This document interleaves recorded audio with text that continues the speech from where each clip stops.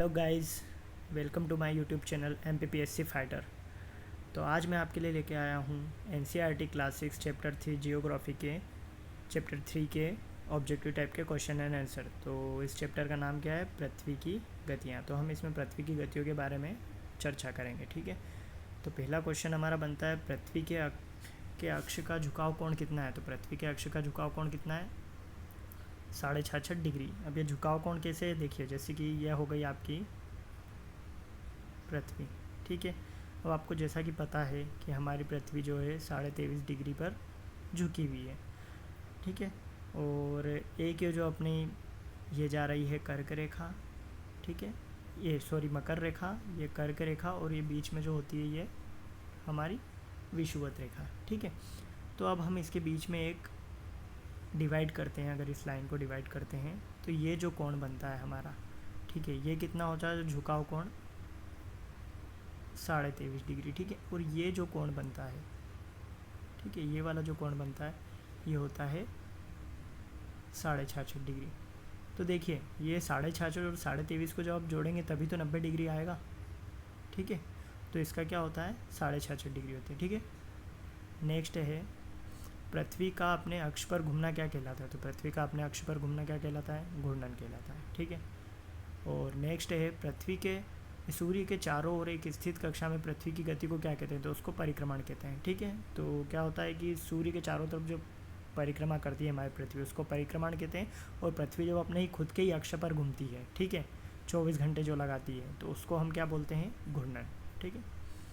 Next है, वह समतल जो कक्षा के द्वारा बनाया जाता है, तो क्या वो कहलाता है? कक्षीय समतल। अब कैसे वो कक्षीय समतल क्या होता है? जैसे कि पुराने डायग्राम में मैंने आपको बताया, ये आपकी पृथ्वी है और ये आपकी पृथ्वी झुकी हुई है 23.5 डिग्री पे, ठीक है। अब ये आपकी हो गई मकर रेखा, ये हो गई विषुवत रेखा, और ये हो गई कर्क रेखा।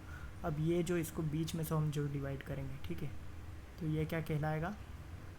कक्षीय समतल कहलाएगा, ठीक है। अब नेक्स्ट है, ग्लोब पर, ये ग्लोब है, ठीक है, इसको सही कर लेना। ग्लोब पर वह वृत्त जो दिन और रात को विभाजित करता है क्या कहलाता है? प्रदीप्ति वृत्त कहलाता है, प्रदीप्ति वृत्त कहलाता है, ठीक है। अब ये मैं आपको बताऊँ कैसे होता है प्रदीप्ति वृत्त। ये आपका हो गया सन, ठीक है, ये सन हो गया, और ये हो गई आपकी पृथ्वी, ठीक है। तो अब ये जो सन है, जो इसकी किरणें पड़ेगी वो इतने भाग पर ही पड़ेगी, आधे भाग पर ही पड़ेगी। तो इधर के जो आधे भाग में रहेगा क्या होगा? रात होगी। तो इसको हम क्या बोलेंगे? प्रदीप्ति वृत्त, ठीक है। नेक्स्ट है, पृथ्वी को सूर्य का एक चक्कर लगाने में कितना समय लगता है? तो पृथ्वी को सूर्य का एक चक्कर लगाने में लगता है 365 दिन 6 घंटे, ठीक है। 365 दिन नहीं लगते हैं टोटल, 365 दिन 6 घंटे लगते हैं। उसका जो आंसर है मैं आपको नीचे बताऊंगा कैसे 6 घंटे, ठीक है। और किस वर्ष में 366 दिन होते हैं? तो किस में होते हैं? लीप वर्ष में। अब देखिए, हमारा वर्ष कितने 365 दिन का हम मानते हैं, और लीप वर्ष में कितने होते हैं? फरवरी होती है 29 की, बाकी वर्ष में कितनी होती है? 28 की। तो क्या होता है, ये जो 6 घंटे हैं, ये 6 घंटे को अगर आप 4 बार जोड़ोगे तो ये कितने घंटे का निर्माण करेंगे? 24 घंटे का, ठीक है, 24 घंटे का, ठीक है। तो ये 24 घंटे मिलकर एक दिन बनाते हैं, ठीक है। तो ये 4 साल बाद जो हमारा वर्ष होता है उसको हम लीप वर्ष कहते हैं, ठीक है। नेक्स्ट है, 21 जून को उत्तरी गोलार्ध में सबसे लंबा दिन तथा सबसे छोटी रात होती है, ठीक है। कब? 21 जून को। और जबकि उसी समय दक्षिणी गोलार्ध में सबसे छोटा दिन तथा सबसे लंबी रात होती है। पृथ्वी की इस अवस्था को क्या कहते हैं? तो पृथ्वी की इस अवस्था को हम कहते हैं उत्तरी अयनान, ठीक है। नेक्स्ट है, उसी प्रकार ये 22 है, इसे 22 कर लीजिएगा, ठीक है। तो 22 दिसंबर को दक्षिणी गोलार्ध में सबसे लंबा दिन तथा सबसे छोटी रात होती है, जबकि उसी समय उत्तरी गोलार्ध में सबसे छोटा दिन तथा सबसे लंबी रात होती है। इसे क्या कहते हैं हम? दक्षिणी अयनान, ठीक है। तो ये देखिए, ये दोनों जो होते हैं 6 महीने के डिफरेंस के बाद में होता है, 6 महीने में नहीं, 6 महीने के डिफरेंस के बाद में।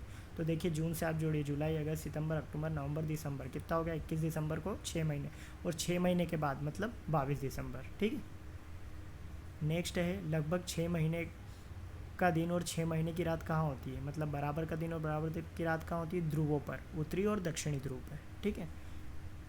नेक्स्ट है, पृथ्वी कि सूर्य के चारों ओर गति को क्या कहते हैं? परिक्रमण। जैसे कि मैंने आपको बताया पहले क्वेश्चन में, दूसरे क्वेश्चन में ही बताया था।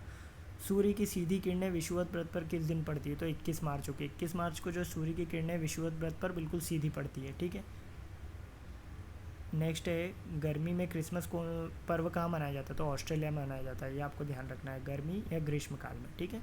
नेक्स्ट है ऋतु में परिवर्तन प्रकृति की किस गति के कारण होता है? तो परिक्रमा गति के कारण होता है। ऋतु में परिवर्तन कैसे? जैसे कि पृथ्वी हमारी जो है वो परिक्रमण कर रही है, घूम रही है, तो ये जैसे जैसे घूमती जाती है वैसे वैसे ऋतु में परिवर्तन होता जाता है, ठीक है।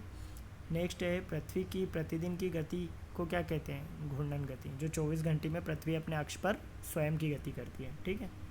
नेक्स्ट है पृथ्वी सूर्य के चारों ओर किस कक्षा में घूमती है? तो स्थिर कक्षा में घूमती है। एक स्थिर कक्षा ये दीर्घवृत्ताकार में घूमती है पृथ्वी, ठीक है, एक स्थिर कक्षा में, इधर उधर नहीं घूमती है, ठीक है।